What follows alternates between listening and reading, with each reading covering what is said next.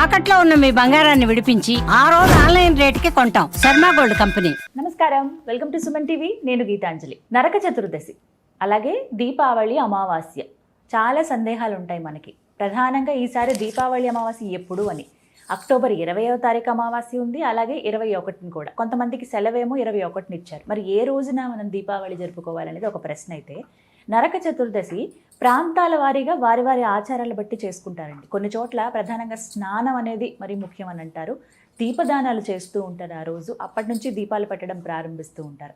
కొన్ని ప్రాంతాల్లో అమ్మవారి ఆరాధన చేస్తారు, ఆహార నియమాలు పాటిస్తూ ఉంటారు. ఇవన్నీ అసలు మనం ఎలా చేయాలి? ప్రాంతాల వారీగా ప్రశ్నలు అడుగుదాము. వీటన్నిటి కూడా సందేహాలు తీర్చుకుందాం మనం. అలాగే ప్రత్యేకించి మనకున్నటువంటి సందేహం దీపావళి ఎప్పుడు అనేది, అలాగే ఎటువంటి పూజా కార్యక్రమాలు చేసుకోవాలి తెలుసుకుందాం. వివరించేందుకు ప్రస్తుతం మనతో పాటు ఉన్నారు. గత 15 సంవత్సరాలుగా వివిధ జాతక పరిశీలన చేశారు. దగ్గర 30,000కు పైగా జాతక పరిశీలన చేసి వాళ్ళల్లో ఒక మార్పును తీసుకువచ్చి వారికి దిశానిర్దేశం చేసినటువంటి గురువర్యులు, ప్రముఖ జ్యోతిష్యులు బ్రహ్మశ్రీ నందిపట్ల శ్రీహరి శర్మ గురువు గారు ప్రస్తుతం మనతో పాటు ఉన్నారు. వారితో మాట్లాడదాం. గురుగారు నమస్కారం అండి. వాగర్థావివ సంపృక్తౌ వాగర్థ ప్రతిపత్తయే జగతః పితరౌ వందే పార్వతీ పరమేశ్వరౌ. ఆదిత్యాయ చ సోమాయ మంగళాయ బుధాయ చ గురుశుక్రశనిభ్యశ్చ రాహవే కేతవే నమః. శృంగేరి జగద్గురు పీఠాధిపతులకి, కంచి పీఠాధిపతులకి నమస్కారములు తెలియజేసుకుంటూ కార్యక్రమాన్ని ప్రారంభిద్దాం. గురుగారు, నరక చతుర్దశి ఇందాక నేను చెప్పినట్టు ప్రాంతాల వారీగా జరుపుకుంటారండి, వారి వారి ఆచారాలకు తగ్గట్టుగా. ఎందుకంటే ఒక రాష్ట్రం వాళ్ళేమో ప్రధానంగా స్నానం ముఖ్యమైనదిగా చెప్తారు, మరొక ప్రాంతం వారేమో అమ్మవారి ఆరాధన, అలాగే ఆహార నియమాలు కూడా కొన్ని ఉంటాయి. వీటన్నిటి గురించి నివృత్తి చేస్తారా? తప్పకుండానమ్మా. మనకు చతుర్దశి, నరక చతుర్దశి అంటే నరకాసురుని యొక్క సంహారం జరిగినటువంటి రోజు. ఇది ప్రదోష కాలంలో జరిగినటువంటిది. మనము అనేక పండుగలకు సంబంధించి, తిథులకు సంబంధించి, నోములకు సంబంధించి, వ్రతాలకు సంబంధించి కొన్ని నియమాలు అనేటువంటివి ఉన్నాయి. సూర్యోదయానికి సంబంధించి, సూర్యాస్తమయం సందర్భించి, నిశీ సమయంలో చేసుకున్నప్పుడు దానికి సంబంధించి ప్రాముఖ్యత ఉన్నప్పుడే ఆ పండుగ జరుపుకుంటారు. దీపావళి అనేటువంటిది 5 రోజుల పండుగ అని మనం తెలుసు అందరికీ కూడా. త్రయోదశి, నరక చతుర్దశి, అమావాస్య, బలిపాడ్యమి మరియు యమద్వితీయ. అయితే రాత్రిపూట జరుపుకునేటువంటి పండుగలు 5 రోజులు కాబట్టి సూర్యాస్తమయ సమయంలో ఆ తిథి అనేటువంటిది వ్యాప్తమై ఉండాలి శాస్త్ర ప్రకారం. అయితే 19వ తారీఖు రోజున త్రయోదశి తిథి ఉంది, అది మధ్యాహ్నం వరకే ఉంది. ఇప్పుడు ఆ రోజునే జరుపుకోవాలి. 19వ తారీఖు రోజునే నరక చతుర్దశి అనేటువంటిది జరుపుకోవాలి. అయితే ఈ నరక చతుర్దశి అనేటువంటిది చూసుకుంటే ప్రదోషకాల సమయంలో చతుర్దశి తిథి ఉంది కాబట్టి ముఖ్యంగా 19వ తారీఖు రోజున దీపం అనేటువంటిది ప్రజ్వలం చేయాలి. ఇంట్లో గుమ్మం దగ్గర 2 వైపులా, ఇంటికి దక్షిణం వైపున ఖచ్చితంగా ఇంటి యజమాని దీపారాధన చేయాలి. అయితే చాలామంది, మనం గత సంవత్సరం కూడా ఇదే విషయం చెప్పుకున్నాం, చాలామంది అప్పుడు చెప్పినటువంటి కామెంట్స్ పెట్టినటువంటి విషయం ఏంటంటే, మా ఇంటి యజమాని లేరు, ఆడవాళ్ళు పెట్టవచ్చును, తప్పేమీ లేదు, యజమాని లాగానే. ఇక ప్రధానంగా తండ్రి లేని వాళ్ళే ఈ యొక్క దీపం అనేటువంటిది యమదీపము అని అంటారు. ఖచ్చితంగా చతుర్దశి తిథి రోజున దక్షిణ వైపు దిక్కులో నువ్వుల నూనెతో కానీ ఆవు నెయ్యితో కానీ దీపారాధన చెయ్యమని శాస్త్రం. కాబట్టి ఆ రోజున దీపారాధన చెయ్యాలి. ఇక ప్రత్యేకించి ఈ 19వ తారీఖు రోజున మాస శివరాత్రి కూడా అయింది. ఈ చతుర్దశికి దీనికంటూ కూడా పుణ్యకాలం ఉందమ్మా. రాత్రి 11:41 నుంచి మళ్ళీ మధ్యరాత్రి 12:33 వరకు చతుర్దశి పుణ్యకాలము అని చెప్పబడింది. ఆ సమయంలో లక్ష్మీ ఆరాధన చేయమని శాస్త్రం. చేయవచ్చు. చతుర్దశి తిథి రోజున కూడా సాయంకాలము సంబంధించినటువంటి లక్ష్మీదేవత ఆరాధన 7:24 నుంచి 9:24 మధ్య కాలంలో కూడా లక్ష్మీ అమ్మవారి ఆరాధన చెయ్యాలి. ఇది అమావాస్య అనేటువంటిది మళ్ళీ మరుసటి రోజు, తర్వాత రోజు వచ్చింది. అలాగే నరక చతుర్దశి అని అనగానే ఇంతకు చెప్పినట్లుగా స్నానం ఆచరించడం అనేది కుటుంబం అంతా కూర్చుంటారని హారతులు ఇస్తారు వారికి. ఈ పద్ధతి ఉంటుంది కదండి, ఇవి ఎప్పుడు చేయాలి మరి? చతుర్దశి తిథి ఉన్న వ్యాప్తమై ఉన్నటువంటి రోజునే మనం ఇది ఆచరించాలి, ఆదివారం. ఎందుకనంటే ఆ చతుర్దశి తిథి ఎప్పుడుంది? 19వ తారీఖు నాడు మధ్యాహ్నం ప్రవేశించి 20వ తారీఖు రోజు సాయంకాలం వరకు ఉంది. కాబట్టి తెలంగాణ ప్రాంతంలో హారతులు అనేటువంటివి, అన్ని ప్రాంతాలలో కూడా తైలాభ్యంగనము, నువ్వుల నూనెని ఒంటికి గట్టిగా దట్టించి సూర్యోదయం కంటే ముందే స్నానం ఆచరించాలని మనకు శాస్త్రం చెప్పబడి ఉంది. ఎవరైతే దీపావళి అమావాస్య లేదా నరక చతుర్దశి సంబంధించినటువంటి రోజున ఈ తైలాభ్యంగన స్నానం ఆచరించని వాళ్ళకి దారిద్ర్యం చుట్టుకుంటుందని శాస్త్రం. పైగా నరకలోక ప్రాప్తి కలుగుతుంది. ఇవన్నీ తొలగిపోవాలి అని అంటే ఖచ్చితంగా ఈ సంబంధించినటువంటి నరక చతుర్దశి స్నానము, మళ్ళీ దీపావళి రోజున సంబంధించినటువంటి స్నానం కూడా ఆచరించాలి నువ్వుల నూనెతోనే. ఆ మధ్యకాలంలో నువ్వుల నూనె కనుక దీపారాధన చేసిన, నువ్వుల నూనె ఒంటికి పట్టించుకున్న దరిద్రం వస్తుందని చెప్పి అపప్రథ జరిగింది. కానీ లక్ష్మీదేవి ఈ యొక్క దీపావళి సందర్భంగా ఈ 5 రోజులలో, మరీ ముఖ్యంగా నరక చతుర్దశి, దీపావళి అమావాస్య రోజున నువ్వుల నూనెలో నిక్షిప్తమై ఉంటుంది. అందుకే సూర్యోదయం కంటే ముందే ఈ స్నాన విధానము అనేటువంటిది ఆచరణం. తెలంగాణ, మహారాష్ట్ర ప్రాంతాలలో చతుర్దశి తిథి రోజున హారతులు అనేటువంటి ఇచ్చే ఆచారం ఉంది. కాబట్టి 20వ తారీఖు, 19వ తారీఖు మధ్యరాత్రి తర్వాత 20వ తారీఖు తెల్లవారుజామున 3:15 నుంచి 5:15 మధ్యకాలంలో హారతులకి ముహూర్తం నిర్ణయించడం జరిగింది. ఆ సమయంలో హారతులు తీసుకోవాలి. ఈ మహారాష్ట్ర, తెలంగాణ ప్రాంతంలో కూడా చాలా చక్కగా ఉంటుంది. ఈ యొక్క విధానాన్ని అందరూ కూడా ఆచరించవచ్చునమ్మా, తప్పేమీ లేదు. అన్ని ప్రాంతాల వాళ్ళు మనకు ఆనవాయితీ లేదు కదా అని అంటే, ఎందుకనంటే చక్కగా తూర్పు వైపున ఇంట్లోని మగవాళ్ళందరూ కూర్చోబెడతారు, ఆడవాళ్ళందరూ కూడా హారతులు సిద్ధం చేస్తారు. బియ్యం పిండిని చక్కగా ముద్దలుగా చేసి, బియ్య పిండితో ముద్దలు చేసి, ఆ ముద్దలకి పసుపు కుంకుమ అలంకరణ చేసి మొట్టమొదలుగా దీపారాధన వెలిగిస్తారు. వెలిగించిన తర్వాత ఇంట్లోని మగవాళ్ళకి అందరికీ కూడా అలంకరణ అంటే బొట్టు పెడతారు. ముఖ్యంగా పెట్టిన తర్వాత ఆ నువ్వులను ఒక గిద్దెలో పట్టుకుంటారు, నువ్వుల నూనె. ఆ నువ్వుల నూనెని 3 సార్లు ఈ మూర్ధి స్నానం అంటే ఇక్కడ బ్రహ్మకపాల మోక్షాన్ని పొందే చిన్నపిల్లలకి ఉంటుంది కదమ్మా, మెత్తగా అక్కడ అంటిస్తారు. బ్రహ్మరంధ్రం ఉండే స్థానం అది. ఆ విధంగా 3 సార్లు నువ్వుల నూనె దట్టించి అప్పుడు హారతి ఇస్తారు. ఇచ్చిన తర్వాత 3 సార్లు క్లాక్ వైజ్గా, 3 సార్లు యాంటీ క్లాక్ వైజ్గా ఆ యొక్క పిండితో చేసినటువంటి పదార్థాన్ని పట్టుకొని తిప్పి అక్కడ పెడతారు. ఆ విధంగా హారతులు ఇచ్చిన తర్వాత వెంబడే ఒంటికి అంతా కూడాను స్నానం ఆచరించుకొని, అనగా నువ్వుల నూనె దట్టించుకొని 5:15 నుంచి 6:15 సూర్యోదయం అవుతుంది. ఆ లోపలనే స్నానం ఆచరించాలమ్మా. ఇక హారతులు ఇచ్చినటువంటి ఆడవాళ్ళకందరికీ కూడా చక్కగా కానుకలు ఇవ్వాలి. అది ఆడవాళ్ళు తమ భర్తలు, కొడుకులు, బిడ్డలు ఇచ్చిన సొమ్ముని వాళ్ళ సంపాదనగా తీసుకుంటారు. అది వాళ్ళ హక్కుగా భావిస్తారు. అది ఆడవాళ్ళకి ఆనందం. ఆ ఆనందం అనేటువంటిదమ్మా మీరు గమనిస్తే ఆ స్త్రీమూర్తి కళ్ళల్లో చూస్తేనే అర్థమవుతుంది. అది అనుభవిస్తే తప్ప చూడలేము. చెప్తే వర్ణించలేము. ఎక్కువ మొత్తం అనేది ఉండదు, ఎంతైనా ఆ స్త్రీమూర్తికి ఇవ్వాలి. అది ఆడవాళ్ళ కట్టమే. ఆనందాన్ని ఆ భర్త కానీ, కొడుకు కానీ, బిడ్డ కానీ ఆ విధంగా ఆ తల్లికి ఆ స్త్రీమూర్తి కనుక ఇస్తే ఆ స్త్రీమూర్తి కళ్ళల్లో ఉండే ఆనందము ₹1 కోటి ఇచ్చినా మనం పొందలేం. అక్కడ డబ్బు ఎంత ఇచ్చిందని ఆ స్త్రీమూర్తి చూడదు. సంతోషంగా నాది, ఈ డబ్బు నాది అని అనుకునేట.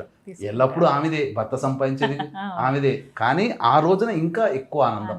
స్నానం చేసే విధానంలో కూడా చెప్పబడి ఉన్నటువంటిది ఏంటంటేనమ్మా, నువ్వుల నూనె దట్టించిన తర్వాత శరీరానికి ముఖ్యంగా ఈ అపమార్గం అంటే ఉత్తరేణి వేరు, తర్వాత తుమ్మి కాడ, ఉత్తరేణి కాడ, అలాగే దిరిసెన కాడ, ఈ 3 అనేటువంటిది నీళ్ళల్లో, ఆ స్నానం చేసే నీటిలో సుగంధభరితమైనటువంటి జాజికాయ, జాపత్రి, యాలకులు, పచ్చకర్పూరము, కుంకుమ పువ్వు, కొద్దిగా పసుపు, గళ్ళ ఉప్పు అవి వేసి ఆ యొక్క 3 కాడలతో కలియ తిప్పాలి.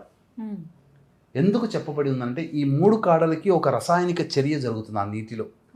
ఆ విధంగా ఆ నీటితో స్నానం చేసినటువంటి వ్యక్తికి మళ్ళీ వచ్చే దీపావళి వరకు కూడా మృత్యుగండం అనేటువంటిది ఉండదు. ఎటువంటి మృత్యుగండములు తప్పిపోతాయి. ఆ విధంగా సూర్యోదయం కంటే ముందే ఈ స్నానం ఆచరించాలి. కొంతమంది బద్దకిస్తారు. కనీసము సూర్యోదయం అయిన 2 ముహూర్తాల లోపలైనా కనీసం హీన పక్షంలోనైనా కానీ చెయ్యాలి. నరక చతుర్దశి రోజున మొట్టమొదటిగా ఆ 20వ తారీఖు రోజున ఆచరించాల్సినటువంటి. ఇక భుజించవలసినటువంటి పదార్థాలు కూడా కొన్ని ఉన్నాయి. ఖచ్చితంగా అంటే దీపావళి జరుపుకునే పండుగ నరక చతుర్దశి ఈసారి ఒకే రోజు వచ్చింది. 20వ తారీఖు అయింది. 2 రోజులైంది. అంటే సోమవారం రోజు కదా గురుగారు? ఆదివారం. ఆదివారం చతుర్దశి ప్రవేశిస్తుంది, సోమవారం అయింది. ఎందుకంటేనమ్మా మనకు శాస్త్రంలో ఏం చెప్పబడి ఉందంటే ప్రదోష కాలానికి అమావాస్య తిథి ఉండాలి. ప్రదోష ముహూర్తానికి. ఈ ప్రదోష ముహూర్త సమయము ముందు రోజు చతుర్దశితో కూడుకున్నటువంటి రోజు అయ్యుండి తదుపరి రోజు ప్రదోష కాలానికి కూడా అమావాస్య తిథి ఉంటే ముందు రోజు తీసుకోమన్నది శాస్త్రం. ఇక్కడ ముందు రోజు చతుర్దశి అమావాస్య కలిసినటువంటి రోజు 20వ తారీఖు. ఆ రోజున ప్రదోష కాలానికి స్పర్శ ఉంది. కానీ మరుసటి రోజు మంగళవారానికి అమావాస్య తిథి సూర్యాస్తమయానికి లేదు. అయితే కొన్ని పంచాంగాల ప్రకారము 21వ రోజున కూడా ప్రదోష కాలానికి ఉంది కాబట్టి లక్ష్మీ పూజ దీపావళి పండుగ ఆ రోజున జరుపుకోమన్నారు. సరే ఏమైతే ఇక్కడ కన్ఫ్యూజన్ అవసరం లేదు. 5 రోజులు పండుగ జరుపుకోమన్నారు. ఈ 5 రోజులు పండుగ జరుపుకోవచ్చు. ఇప్పుడు ఈ స్నానాలు ఏమైనా ఆచరించే ఉంటే ఆదివారం సాయంత్రం కూడా చేయమంటారా? ఆ రోజు సోమవారం పొద్దున మాత్రమే చేయాలమ్మా.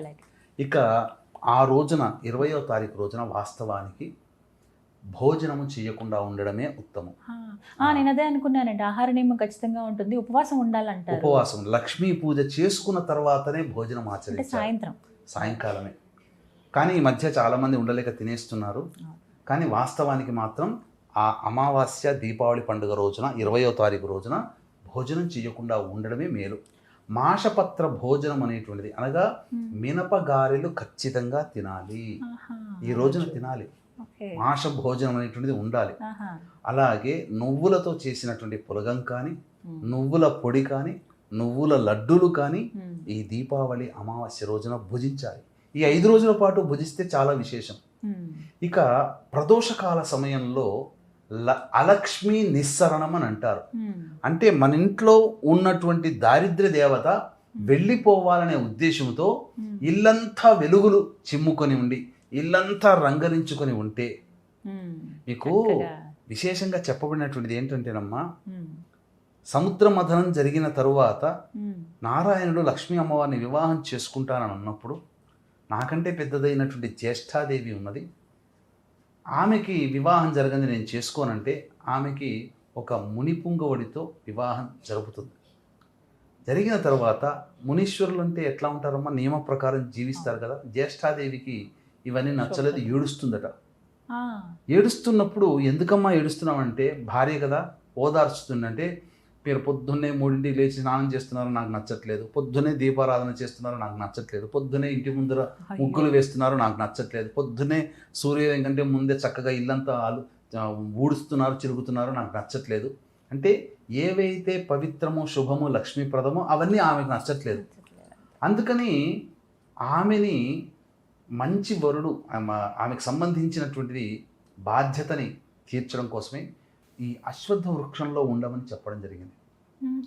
అందుకనే చాలా చోట్ల ఈ అశ్వత్థ వృక్షాన్ని అనగా రావి చెట్టుని మొదలు తాకకూడదని శాస్త్రం. అందుకే రావి చెట్టుని మొదలు ఎందుకు తాకకూడదని అంటారంటే జ్యేష్ఠాదేవి ఉంటుంది, ఒక్క శనివారం తప్ప మిగతా రోజుల్లో తాకకూడదు.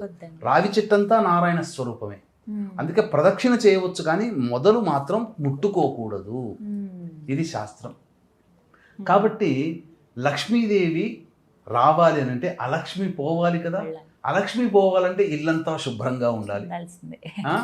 తర్వాత మంచిగా రంగులు ముగ్గులు వేయాల్సిందే. దీపారాధన ఇల్లంతా వెలుగులతో నిండిపోవాలి. ఇప్పుడు చీకటికిను వెలుగుకి తేడా ఉంది కదమ్మా. వెలుగుంటే సంతోషం ఉంటుంది, చీకటి ఉంటే బాధ ఉంటుంది. కాబట్టి ఈ దారిద్ర్య దేవత అనేటువంటిది లక్ష్మీ చిహ్నాలైనటువంటి వెలుతురు, చక్కగా పవిత్రము, చక్కగా శుభ్రత, ఎత్ర శుచి తత్ర దేవతాః. కాబట్టి ఇవన్నీ ఉన్నటువంటి కారణం చేత అలక్ష్మి నిస్సరణం అంటే వెళ్ళిపోవడం, అలక్ష్మీదేవిని పంపించడం. అందుకనే ఆ రోజున పండుగ వాతావరణంగా మతాబులు అనగా టపాకాయలు కాల్చడము, దీపారాధన చేయడం, ఇవన్నీ కూడా దీపావళి పండుగ రోజున చేసే ఆచారం అలక్ష్మిని పొమ్మని. అందుకని మీకు మార్వాడి వాళ్ళల్లో కుటుంబాల్లో చూసినట్లయితేనమ్మా, వాళ్ళు ఏ పండుగ ఎలా ఉన్నప్పటికీ చేసుకున్నప్పటికీ అత్యంత భక్తితో అత్యంత శ్రద్ధతో ఈ దీపావళి పండుగ చేసుకుంటారు. మనకు ఉగాదికి కొత్త రంగు వేసుకుంటే వాళ్ళు దీపావళికి షాపులు, వాళ్ళు పనిచేసే షాపుల్లో చక్కగా మంచిగా నీట్గా ఉంచుకుంటారు. ఈ రోజున చేయాల్సినటువంటిది ఏంటంటేనమ్మా, లక్ష్మీ పూజ చాలా విశేషం. చాలా మంది ఏం చేస్తుంటారంటే ఎప్పుడైపోతుందా, సూర్యాస్తం ఎప్పుడైపోతుందా, ఎప్పుడు టపాకాయలు కాలుస్తామా అనే ఆలోచన ఆతృతతోనే ఉంటుంటారు. కానీ వాస్తవానికి ఆ యాంగ్జైటీని, ఆ కోరికని ఒక 2 గంటలు ఆపుకోమని మన ప్రేక్షకులకు చెబుతున్నాం. ఎందుకనంటే దీపావళి పండుగ రోజున లక్ష్మీ పూజ సమయం అనేటువంటిది ఒకటి నిర్దేశించబడింది. స్థిరమైనటువంటి లగ్నంలో చేయాలి. స్థిర లగ్నం అంటే మనకు చెప్పబడినటువంటిది రాశుల్లో వృషభము, సింహము, వృశ్చికము, కుంభము, ఈ 4 లగ్నాలు స్థిర లగ్నాలు. వీటిలో లక్ష్మీప్రదం ఏంటంటే వృషభం. ఎందుకంటే వృషభ లగ్నానికి అధిపతి శుక్రుడు, శుక్రునికి అధిష్టాన దేవత లక్ష్మీదేవి. ఈ లక్ష్మీదేవికి సంబంధించినటువంటి లక్ష్మీ పూజ దీపావళి రోజున చేసుకోమన్నది కాబట్టి ఈ సంవత్సరం 20వ తారీఖు రోజున 7:11 నుంచి 9:11 మధ్య కాలములో వృషభ లగ్నం ఉంటుంది. అదృష్టం కొద్దీ ఆ రోజున 7:11 నుంచి 8:11 వరకు బుధహోర ఉంటుంది. 8:11 నుంచి 9:11 వరకు చంద్రహోర ఉంటుంది. కాబట్టి వృషభ లగ్నము విశేషమే, బుధహోర అనేటువంటిది ధనానికి అధిపతి కదమ్మా, ధనకారకుడు బుధుడు, వ్యాపార కారకుడు.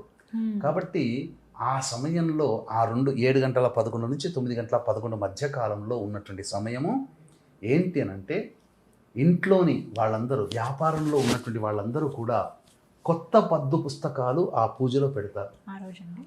ముఖ్యంగా వెండి, బంగారు వస్తువులు ఏవైతే ఉంటాయో, ముఖ్యంగా ఆవు పాలతో శుభ్రం చేసి పూజా మందిరంలో పెట్టుకుని పూజ చేయాలి.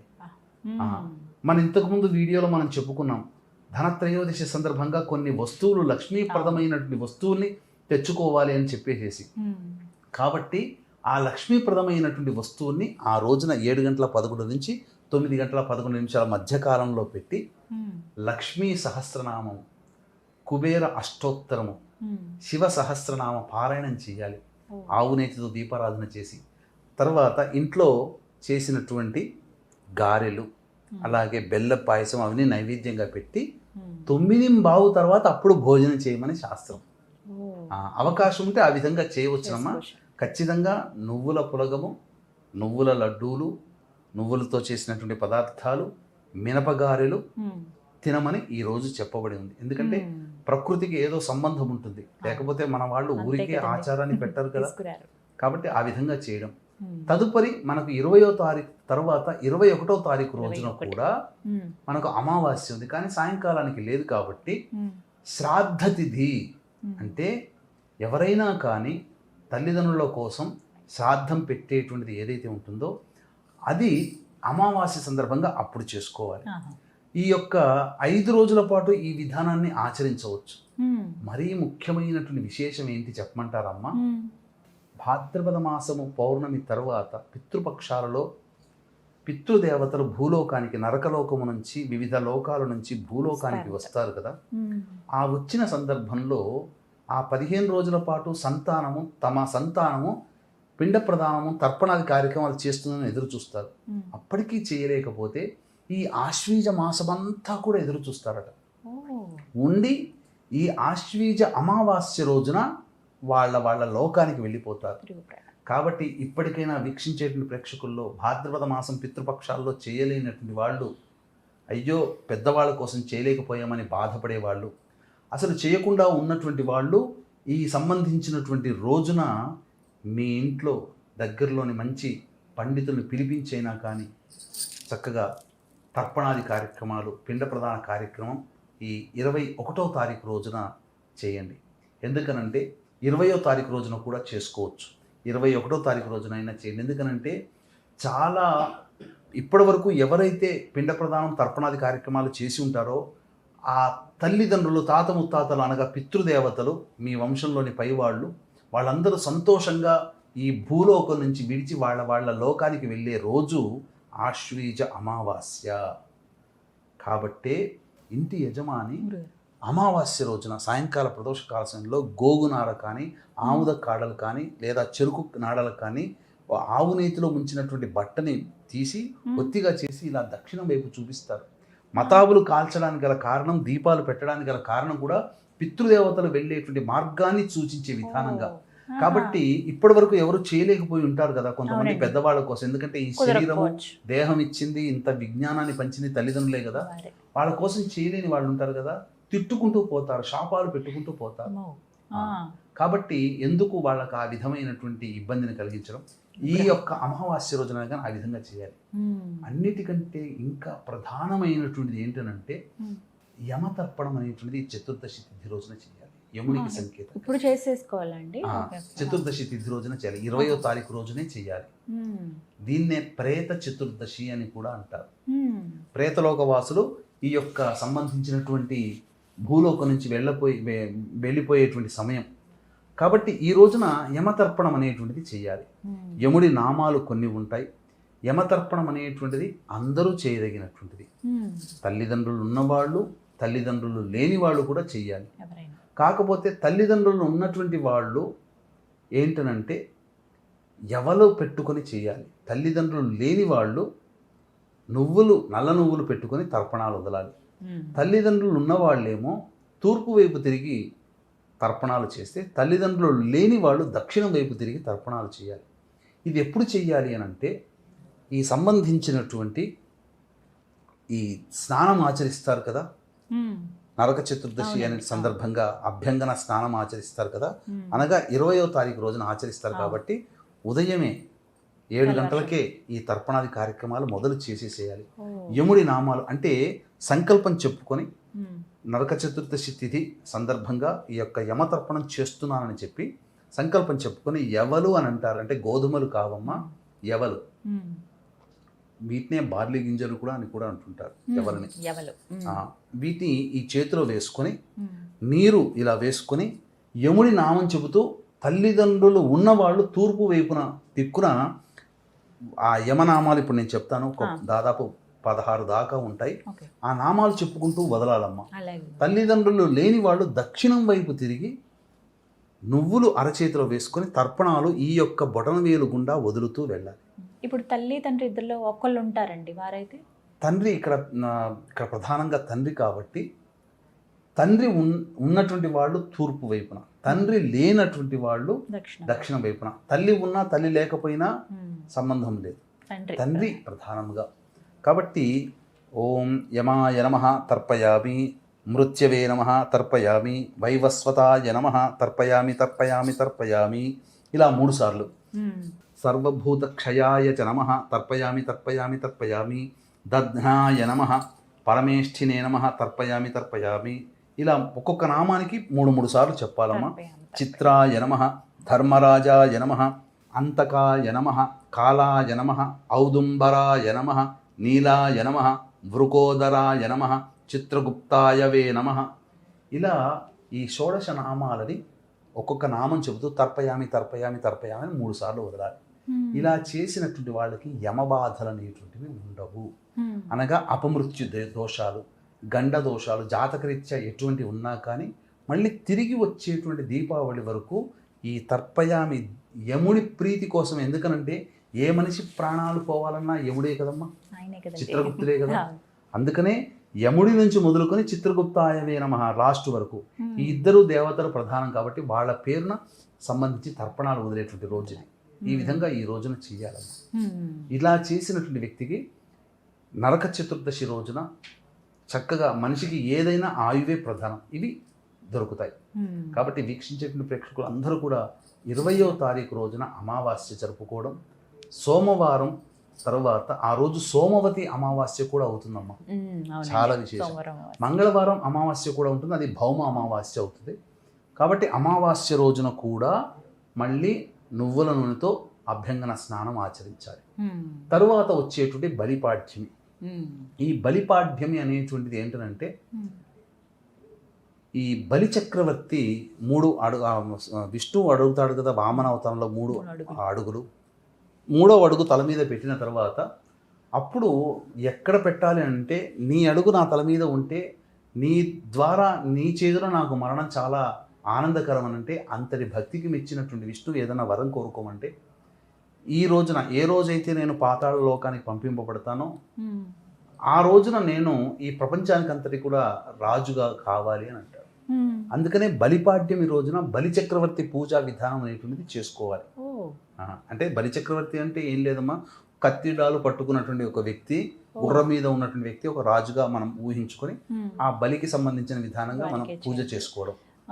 తర్వాత రెండవ రోజు ఎవరైతే ఈ బలి చక్రవర్తి పూజా విధానం చేస్తారో వాళ్ళకి అనతి కాలంలోనే వాళ్ళకి ఏంటనంటే పదవి లభిస్తుంది ఖచ్చితంగా.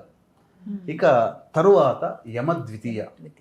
యమద్వితీయ అని అన్నప్పుడు ఏంటంటే చాలామంది అనుకునేటువంటిది ఏంటంటే ఈ రాఖీ పౌర్ణమి మాత్రమే అన్నా చెల్లెల పండుగ అంటారు. ఇది ఎక్కడ కూడా ప్రామాణికం లేదమ్మా, మన వాళ్ళు మధ్యలో సృష్టించుకున్నటువంటిది. కానీ అసలు సోదర సోదరీమణుల మధ్య ఉన్నటువంటి పండుగ ఏదైతే ఉంది అని అంటే అది యమద్వితీయనే. కాలాంతర్గతంగా అది రాఖీ పౌర్ణమి అన్నా చెల్లెలకిగా మనం ఊహించుకొస్తున్నాం, అది చేసుకుంటున్నాం, అదేం పెద్ద తప్పు కాదు. కానీ యమద్వితీయ అనేటువంటిది మాత్రం భగిని హస్తభోజనం. ఖచ్చితంగా సోదరుడు అన్నైనా కానీ తమ్ముడైనా కానీ అక్క కానీ చెల్లింటి కానీ వెళ్ళి భోజనం చేసి ఆమెకి సంతోషపడే విధంగా కానుకలు ఇచ్చి లేదా ఆమెకి ఏదైనా సంతోషపడే విధంగా ఒక పని చేసి పెట్టి రావాలి. ఇది దూర ప్రాంతాల్లో ఉంటారు. అప్పుడు ఎలా అంటే తాను భోజనం పంపిస్తున్నట్టుగా తను ఏదైనా కానీ కొంత అమౌంట్ పంపిస్తే అక్కడ అతను భోజనం చేస్తే ఆమె పెట్టినట్టే కదా. ఆమె చేతితో వండినా ఆమె ఆ భోజనానికి ఏర్పాటు చేసినా అది ఆమె ఇచ్చినట్టు కిందనే లెక్క, సోదరిస్తున్నట్టుగానే లెక్క. కాబట్టి మరి చాలామంది 4 అక్క చెల్లెళ్ళు ఉంటారు, ఒక్కడే తమ్ముడు ఉంటారు. ఎలా అంటే 4 రకాలుగా భోజనాలు పెట్టండి, తప్పేముంది. ఇలాంటి క్వశ్చన్లు కూడా అడుగుతున్నారు. అవును, ఎంతమంది ఉన్నారు కదా, మరి ఒక్క రోజు అందరి ఇంటికి భోజనానికి రాలేరు కదా, ఇలా కూడా అడుగుతున్నారు. ఒకే దగ్గరికి వస్తే మంచిది. లేకపోతే ఒక దగ్గరికి రాలేని వాళ్ళు ఎంతమంది దగ్గర అవుతే అంతమంది దగ్గరే, దూరంగా ఉన్న వాళ్ళు డబ్బులు సోదరునికి ఏర్పాటు చేస్తే చాలు. యమద్వితీయ అనగా సోదరి చేతి మీదుగా భోజనం చేయాలి. తాను వండినా తాను ఏర్పాటు చేసిన ఆమె విధానమే. కాబట్టి యమద్వితీయ అనేటువంటిది ఆ విధంగా చేయాలి. స్నేహితురాలు స్నేహితుడికి పిలిపించి భోజనం పెట్టవచ్చు సోదర భావంతో, తప్పు లేదు. నాకు సోదరులు లేరు కదా, నేను ఎట్లా అంటే నీ కజిన్స్ని పెట్టుకోవచ్చు, తప్పు లేదు. ఇలా ఈ విధానంగా చేసుకుంటే మంచిదమ్మా. ఇది ఈ సంబంధించినటువంటి దీపావళిగా ఈ సంబంధించి చేసుకుని 20వ తారీఖు ఇంకా నిస్సంశయము 20వ తారీఖు రోజునే మనం దీపావళి పండుగ. అందుకనే వీక్షించేటువంటి ప్రేక్షకులు కూడా ఈ దీపావళి పండుగ సందర్భంగా అంటే వచ్చేది కార్తీక మాసం. ఈ కార్తీక మాసం నెల రోజుల పాటు మహన్యాసపూర్వక రుద్రాభిషేకం అనేటువంటిది మన పీఠమాధ్వర్యంలో గత 20 సంవత్సరాలుగా చేయించడం జరుగుతుంది. చాలా సందర్భాలలో కేవలం రుద్రమే చెబుతారు, అది 15 గంట 10 నిమిషాల్లో ఆ పూజ అయిపోతుంది, అభిషేకం. కానీ ఇది సశాస్త్రీయముగా ప్రతిరోజు 2.5 గంటల సేపు 20 సంవత్సరాలుగా మన పీఠంలో ఈ కార్తీక మాసం నెల రోజుల పాటు మహన్యాసపూర్వక రుద్రాభిషేకం మీ కుటుంబం తరపున చేయించడం జరుగుతుంది. అవకాశం ఉన్న వాళ్ళు కార్యక్రమ తదనంతరం కాంటాక్ట్ చేసి గోత్రనామాదులు నమోదు చేసుకోవచ్చు. గురుగారు ధన్యవాదాలండి, నమస్కారం. సర్వం శ్రీ ఉమామహేశ్వర పరబ్రహ్మార్పణమస్తు.